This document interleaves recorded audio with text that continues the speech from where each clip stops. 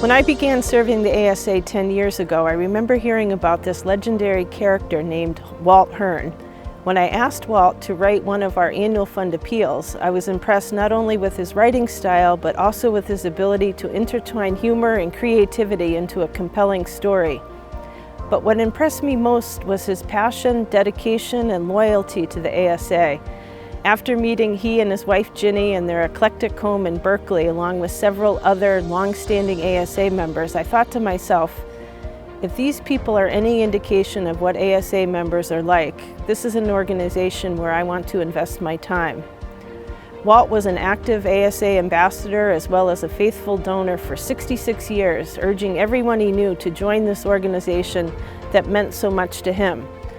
Walt not only ministered to people through his thoughtful writings and personal interactions, but also by his example of giving to others.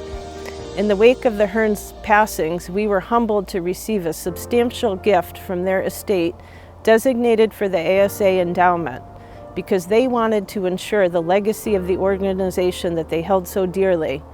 The Hearns are one of hundreds of ASA members that I've now had the privilege of meeting. Our members are the lifeblood of the organization, and it is through their stories, kingdom advancement stories, that tell the rich story of the ASA. My first encounter with the ASA was through an ASA member, Dr. Joe Sheldon, who has been speaking into my life for the past 20 years. The ASA has really become a home for me. It's a community, it's a family, it's just a place where I've truly felt like I belong.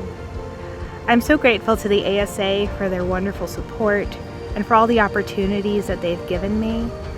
I'm especially grateful to them during difficult times like my PhD that can be pretty challenging, but also during times when I've just been called to be brave as I just fine-tune and further work on the calling that God has for me. I was told in high school that scientists were generally atheists. They wanted to show that God didn't exist and that the Bible was false. Then I went to Wheaton College, and there my professors told me about the ASA. At ASA, I met real scientists who were Christians, and they were genuine scientists seeking to show the truth about nature and about Christian faith. That changed my life.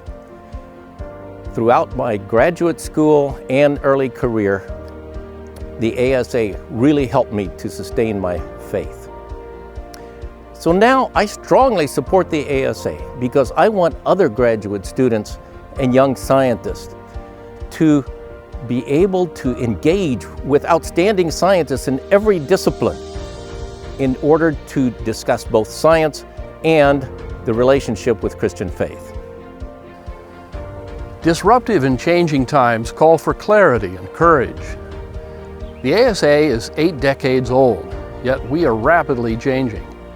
Transforming the ASA from a small but effective 20th century fellowship into a professional and scholarly community of Christians serving members across North America and around the world takes more than courage and imagination. It takes resources. Today, the Executive Council is intent on our mission, on good governance, and on securing our future impact. And the ASA leadership team is adding experienced directors as our means to continuing growth and to excellence in member services. The ASA is unique. We are a Christian professional and scholarly society that builds value into the lives of our members across their entire career and calling. I have been in the ASA since 1974, when my professor, Jim Kennedy, gave me a trial membership.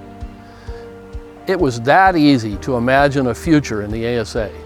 Join me in sponsoring the mission of the ASA for the next generation of leaders in science and faith and in the church. My name is Mike Beidler, and I serve on the ASA's Executive Council. In Dallas Willard's book, The Divine Conspiracy, Willard challenges the reader to think about what actually believing in the reality of the Trinity looks like.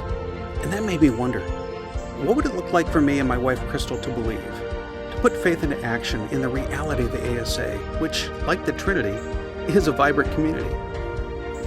We wanted to recognize the ASA's ability to challenge our thinking, to affirm our shared faith, and to nourish our souls. So, in the light of Job's reflection that you can't take it with you in the end, we decided, in addition to our monthly giving, to pledge to the ASA's Legacy Campaign, which will help grow the ASA's endowment.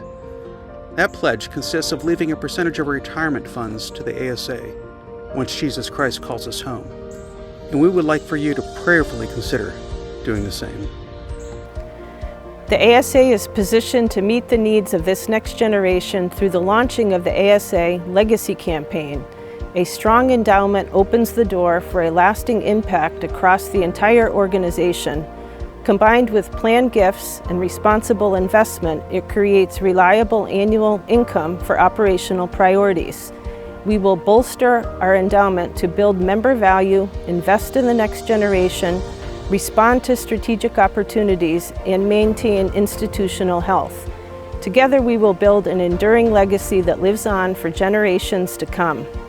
Walt and Ginny's donation was the seed gift for the campaign, and since then many have invested. We are thrilled with the exciting opportunities that this endeavor makes possible for the ASA. If you believe in the life-changing experiences you've just heard or have been impacted yourself, we invite you to join us in this bold campaign. Most importantly, we welcome your prayers as we strive to answer God's call to ensure a legacy for the future. Thank you so much for partnering with the ASA in this important kingdom work for God's glory.